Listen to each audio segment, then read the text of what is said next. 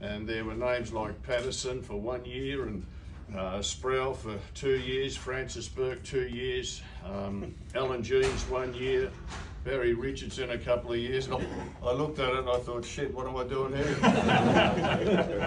And I think I lasted 1.5. Last long, well, that was a long tenure at Richmond. Can I just interrupt very quickly?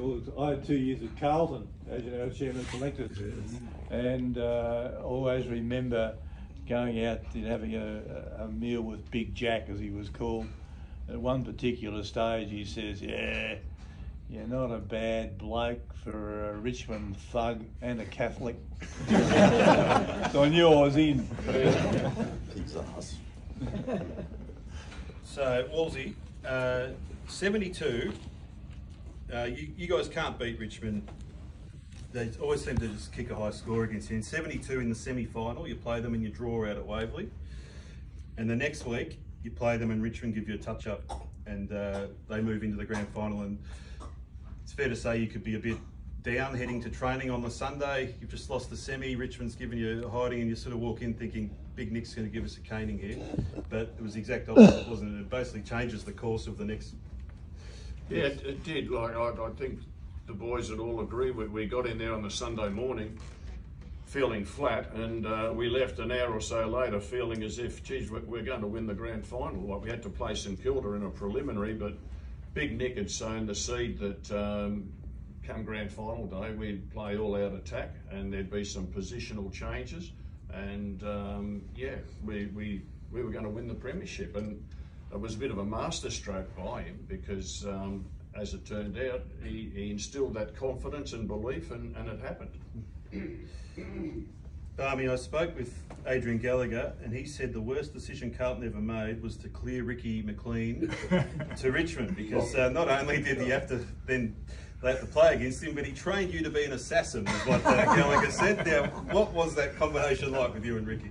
Oh yeah, it was certainly I was influenced by Ricky and Robbie McGee and probably Sheeds to a degree, but in those it was different, because we all look back at it now, and it was just a different thing, that we needed to be aggressive, we needed to impose ourselves on the opposition. It's not in my nature, but I looked around at my ridiculous commitment to my teammates was, I got to do this shit and take a risk. And I think in my own funny way, I had the kind of emotional intelligence to figure out what we could get away with. We look back at it now, so that's just not fair. And I need to apologise to Jeff Southey. That's not what footy is. But in those days, it was nothing about that. And I did. I thought, well, I've got to impose myself here. And in truth, if you look at it, I'm taking a huge risk as well, because they could have belted the shit out of me, because I didn't really know what I was doing. But I was encouraged and influenced by the great Ricky McLean. Actually, it's a lovely story, because the first time we play against Carlton and Ricky's playing for us, Vin Wade is a character. He races over to Ricky and shakes his hand, all the best, mate. Hoping to hell that he doesn't punch the shit out of him. And Ricky, in typical Ricky fashion, says, "Don't worry about me, that bloke you're playing on is twice as bad as me." Well, I wasn't.